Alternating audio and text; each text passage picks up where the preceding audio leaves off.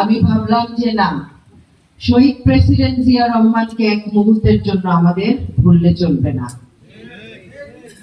আজকে আমরা রাজনীতি করতে পারি শহীদ প্রেসিডেন্ট জিয়া রহমানের জন্য।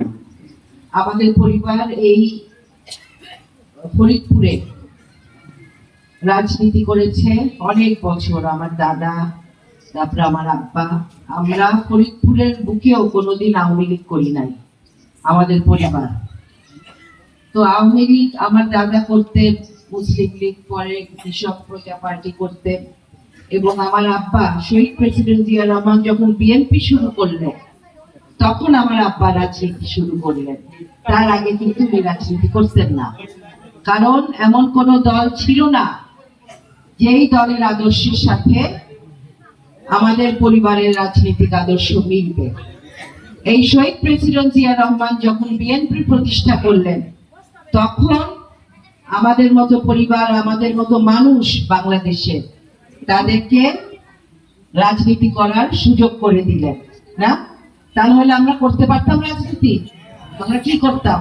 যারা আওয়ামী লীগ করে নাই তারা কি করতাম? তো অতএব এই শহীদ প্রেসিডেন্ট জিয়া রহমান এই দেশের মানুষের জীবন বাঁচিয়ে দিয়েছে। প্রথমত সে মুক্তিযোদ্ধা, যুদ্ধ করেছে দেশের স্বাধীনতার জন্য।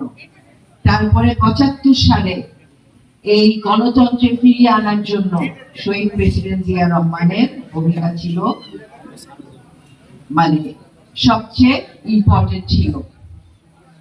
এবং যখন এই দেশের সকল গণতান্ত্রিক দল, রাজনৈতিক দল যখন বিলুপ্ত ঘোষণা করে একমাত্র বাকশাল প্রতিষ্ঠা করার জন্য যে পায়তারা ছিল, এবং তারপর পর যে সিপাহী বিপ্লব, তার মাধ্যমে আমাদের দেশের গণতন্ত্র, স্বাধীনতা, সার্বভৌমত্ব ফিরে এসেছিল ওই শহীদ প্রেসিডেন্ট জিয়া রহমানের নেতৃত্বে, আমি মনে করি।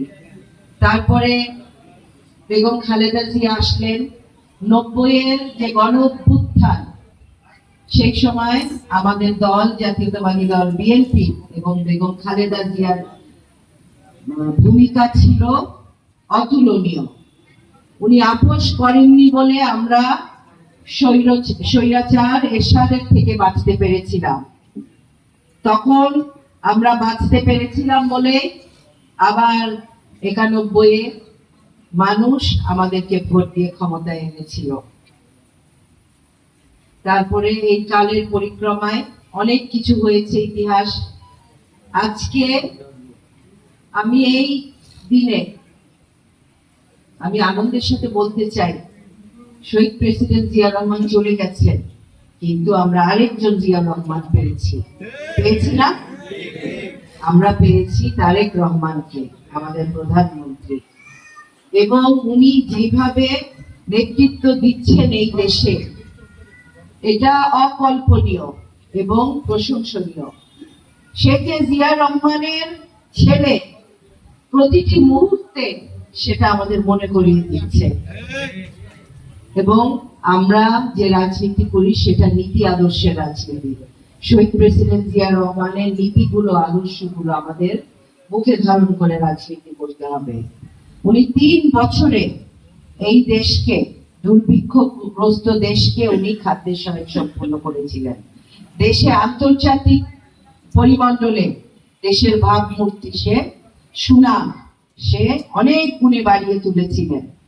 এবং সেই সময় সে এই যে আমাদের দেশের যে জনসংখ্যা, উনি বুঝতে পেরেছিলেন যে এই জনসংখ্যাটা আমাদের দেশে একটা সম্পদে পরিণত করতে হবে।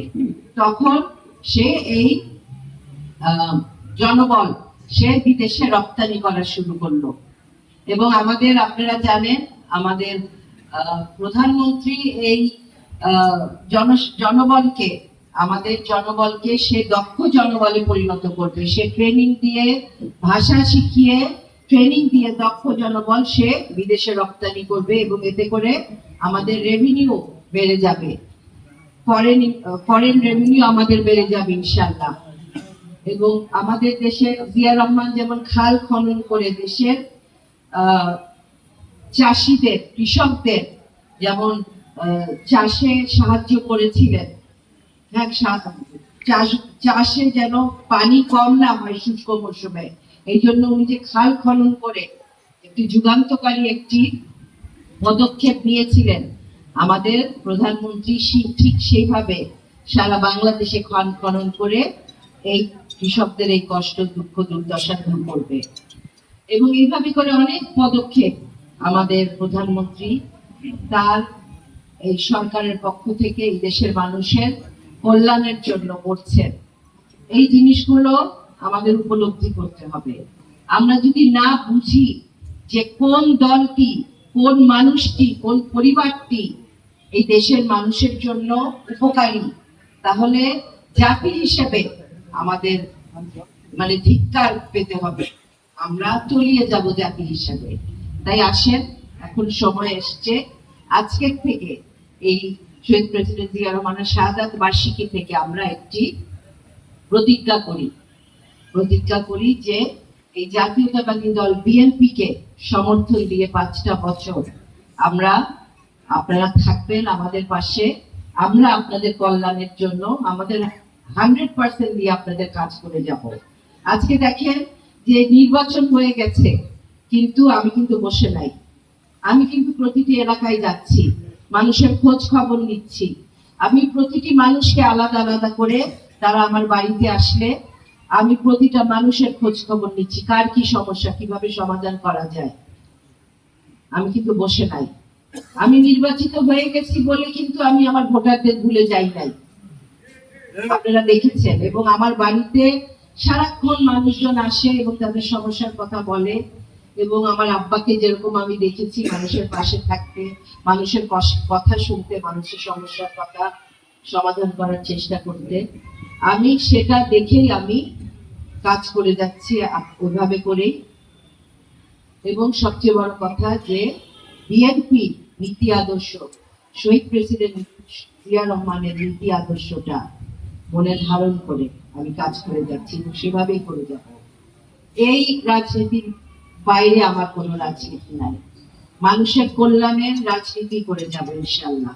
আপনারা দোয়া করবেন এবং শহীদ প্রেসিডেন্ট জিয়া রহমানের জন্য, তার আত্মার মাগফিরাতের জন্য আপনারা দোয়া করবেন। এবং আমাদের নতুন প্রজন্মের জিয়াউর রহমান, প্রধানমন্ত্রী তারেক রহমানের জন্য আপনারা দোয়া করবেন, যেন উনি এমন সব কর্মসূচি পরিকল্পনা এই দেশের মানুষের জন্য নেন যে যেটাতে আমরা সকলে উপকৃত হব।